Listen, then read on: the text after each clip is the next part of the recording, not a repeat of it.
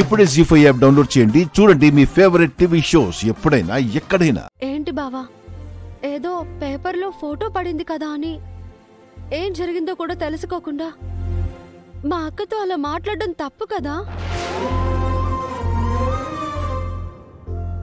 ఎందుకు బావా మా అక్కని బాధ పెట్టావు? మా అక్క నువ్వు ప్రేమించుకున్నారు. ప్రేమ అంటే ఒకరికొకరు నచ్చడం, ఇష్టపడటం మాత్రమేనా బావా? అర్థం చేసుకోవడం కూడా కదా బావా?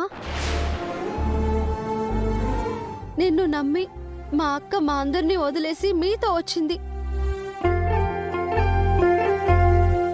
ఎవరితో చెప్పకుండా నిన్ను పెళ్లి చేసుకుంది. మీపై మా అక్కకు అంత నమ్మకం ఉన్నప్పుడు అదే నమ్మకం మా అక్క మీద మీకెందుకు లేదు బావా?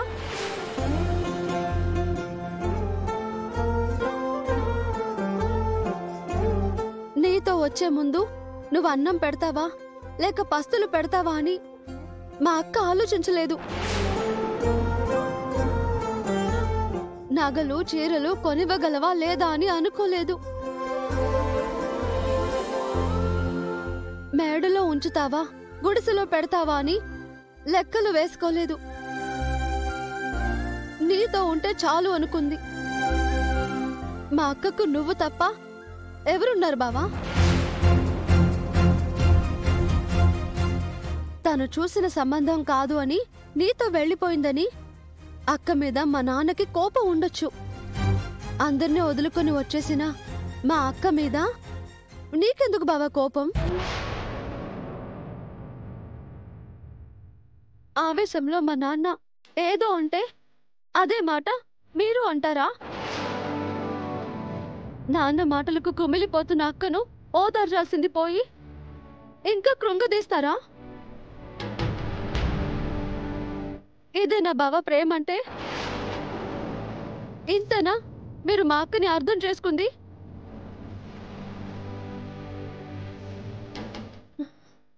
సారీ, ఇలా అంటున్నానని తప్పుగా అనుకోకండి. మా ఆడవాళ్ళను మీలాంటి మగవాళ్ళు ఎప్పటికీ అర్థం చేసుకోరు. మా పక్కన పరాయి వాళ్ళు ఎవరైనా నించుంటే మీరు సహించరు. మీ పక్కన పరాయి ఆడవాళ్ళు నించున్నా మేము మాట్లాడకూడదు. ప్రశ్నిస్తే భరించలేరు. ఎందుకని బావా? మీరు అక్క మనసులో ఉన్నారు. అక్క పక్కన మీ స్థానం ఎవరూ లాగేసుకోలేరు.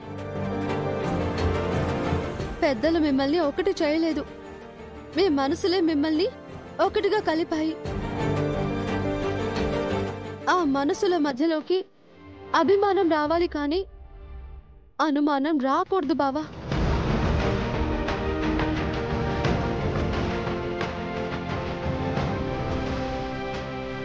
అక్క,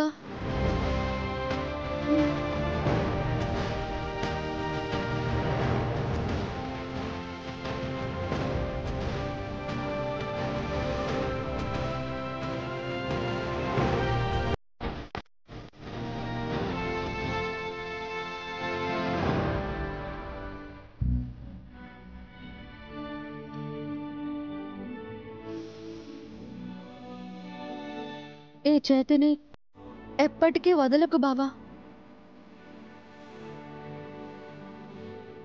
అక్కకు ఎప్పుడు నీ సపోర్ట్ ఉండాలి. నువ్వు వదిలేస్తే మా అక్క చచ్చిపోతుంది. ప్లీజ్ బావా, మా అక్కను బ్రతికించుకో. తన ప్రేమను కాపాడుకో.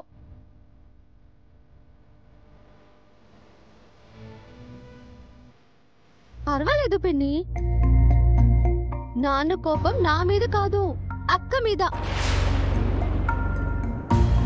తెలుసు కదా, మరెందుకు దాన్ని తీసుకుని నన్ను అవమానించడానికి వచ్చావు?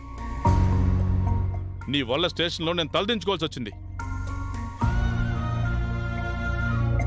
స్టేషన్లో సీత మీ పేరు చెప్పలేదట కదండి. మీరెవరో తెలియనట్టు మాట్లాడిందట కదా. స్టేషన్లో డిఎస్పీ మేడంకి మాత్రమే నేను సీత తండ్రిని అని తెలీదు. మిగతా అందరికీ తెలుసు.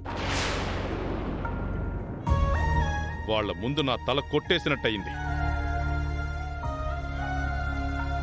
నువ్వంటే అందరికీ గౌరవం శివా. నీ గురించి ఎవరూ ఏమీ అనుకోరు. స్టేషన్లో చేసింది చాలదన్నట్టు నన్ను దాన్ని ఆ దిక్కుమాలిన దాన్ని ఇంటికి తీసుకెళ్ళింది. దారంతా అందరూ నన్నే చూశారు. లేచిపోయిన కూతుర్ని క్షమించావా అని ఒకడు అడిగాడు కూడా. అప్పుడు అతన్ని స్టేషన్కి రమ్మన్నారు.